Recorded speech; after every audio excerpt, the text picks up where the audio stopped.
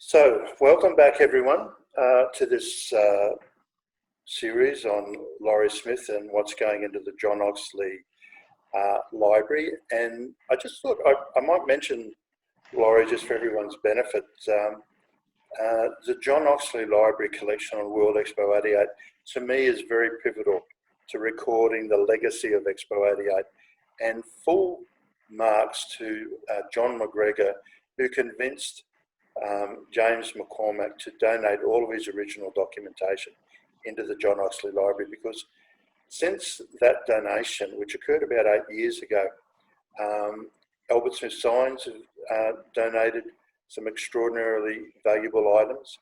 Rick Birch has donated some extraordinary valuable items, Sally Ann Atkinson.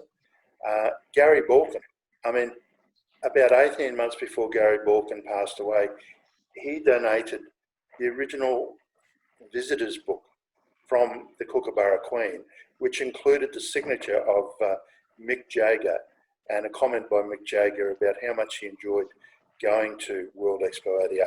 However, in this particular YouTube, we are going to go on to plant production, species, and more of a technical analysis, which are points number 7, 8, and 9 of your documentation.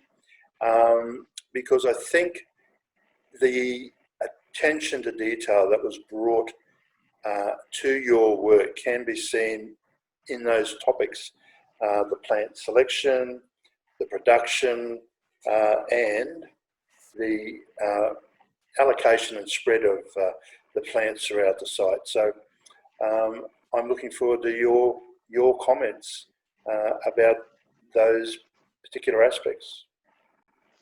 Right, yes, well certainly it was a very important part of the whole design process, and it had to start in 1983 because we knew we were going to have volume of plant material from the trees right down to the ground covers in countless numbers basically that were going to be needed. Now, in those days, the nursery industry was not nearly as advanced as it is today, so we knew that we couldn't, in the last minute, just go along and ask for, huge shade trees or 50,000 particular plants, like you see behind me there in the living mural at a moment's notice. That's impossible.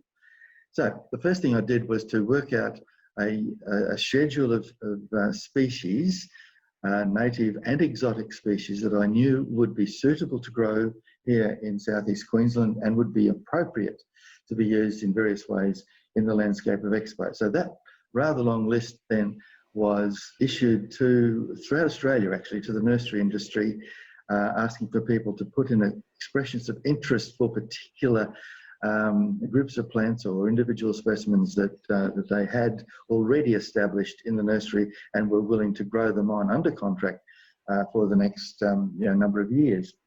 And so that worked well, as you can imagine. Though the response was quite amazing, and then to analyse all of that out and then award a series of contracts to nurseries from halfway to Sydney toward almost to Rockhampton and west beyond to Toowoomba. We had 25, 30 different nurseries all under contract in for those early years leading up. And so that their obligation was to set all of that plant material that they'd contracted for in a particular part of the nursery and spaced out. Not normally in a nursery, the plants are all pushed in together. But no, we had to have them spaced out so they could then repot them and grow them on progressively to be optimum quality when they were delivered maybe 4 or 5 years later to Expo 88 for installation on site, because that's the way it happened. You had to build the Expo, you had to build the pavilions, all the underground services, the overhead, the sun sails, the monorail, all of those aspects had to be built before we could start putting any plant material in. So in the last sort of 9 months, really, before opening day, we started to bring in all of this plant material progressively and planted it inside. Not to say, though, that some of that material wasn't transplanted from time to time because of various things that happened in the last months leading up to Expo, and things like, interestingly, a lot of the human factor sculptures were integrated into the landscape, and so as they arrived, then we had to sort of redo that particular garden a little bit to make sure that everything was right. And so that was the important thing. So ultimately, we had the best part of 500,000 individual plants for over the whole Expo site, and that included more than 250 major trees, and you couldn't get shade trees, medium-sized shade trees in nurseries. We had to have one particular supplier establish a tree farm and started growing on species in there so that we could get them big enough for Expo installation. We also advertised through the papers and the media for people who had trees in their yards that might be suitable and they want to get rid of and donate to Expo. And so we combed lots of people wanted to do that, so we did buy lots of trees from people's front yards and backyards and have those containerised and ready for the site. Behind me, the living mural, or the Aussie mural, that is, that was changed every month, the 6 months. So we had 6 different murals, each one comprising different flowers and flowering plants in them. And each one of those murals, and there were others, smaller ones around the site, because we didn't want to have just bare banks, bare concrete banks or gravel banks or something there. Anywhere where we could, we made sure that we planted it up in many different ways. And this one was the biggest one, the Aussie mural, right behind the Australia and the Queensland Pavilion on the back bank of the River Stage. And so one interesting fact was that about 3 weeks before opening day, there was a huge storm in the Lockyer Valley where the nursery was preparing 60,000 plants for that mural. And it was like the big wall of water that went through not so many years ago. All of those plants were ready in the pots and just budding up beautifully to come to Expo. This wall of water went through the nursery, washed them all out into Lockyer Creek, and we lost them. So we had to go shopping around Australia to find 60,000 plants at the right sort of size. And finally we found them in Gundagai. They were white chrysanthemums, though, being prepared for Mother's Day in Sydney.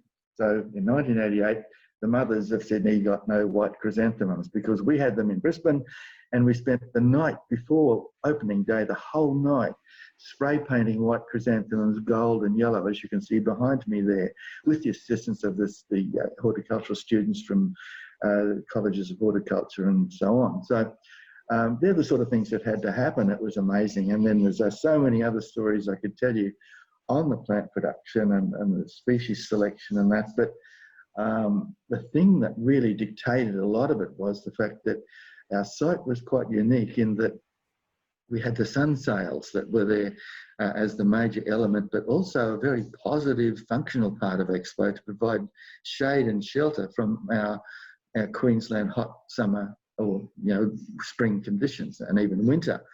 And in fact, along with that and the pavilions themselves, we had about 1/3 of the site never received any direct sunlight.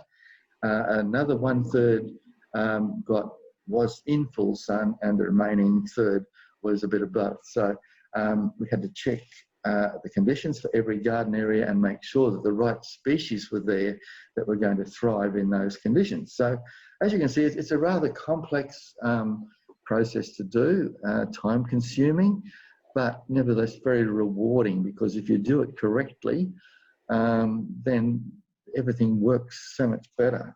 And so it's amazing to have that done. I think the moral or the lesson out of that particular narrative is the layering of the attention to detail. And that was probably prior to today's modern computerized project management system. So it must have been just an absolute minefield of attention to detail for you to keep all of that alive and active in your mind as you're going back and forth and back and forth. Just incredible, Lawrie. It did. And Yeah, and it was amazing, Peter, too, that throughout that whole period of the plant production contracts, we would visit those nurseries quite often every month, but certainly every 2 months, and look at all those plants in all those different nurseries and give instructions as to what needed pruning, what needed fertilising, and all those sorts of things. So, yeah, it was an amazing undertaking, and it's the sort of thing that only a project like World Expo 88, you know, has the resources, if you like, to allow that to happen. And, you know, the end product proves how successful it is. And today's new landscapes in city centres, I think, have benefited from that. First time, really, such an enormous contract was organised, and today it is done on major project as a matter of course. yeah, it is indeed. So, Lawrie, we'll cut off this particular one, and we'll be back in a minute because I've been speaking to Sir Frank Moore this morning, and I'm under orders. So we're going to find out exactly what I'm under orders for in the next part of this YouTube. Thank you, and good morning.